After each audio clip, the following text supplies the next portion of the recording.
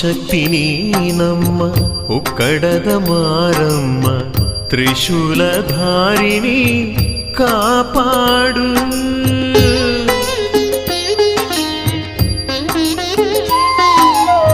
ಭೂತ ಪ್ರೇತದ ಬಾಧೆ ನೀಗಿಸು ಬಾರಮ್ಮ ಕಷ್ಟವ ಕಳೆದು ಹರಸು ಮಾರಮ್ಮ.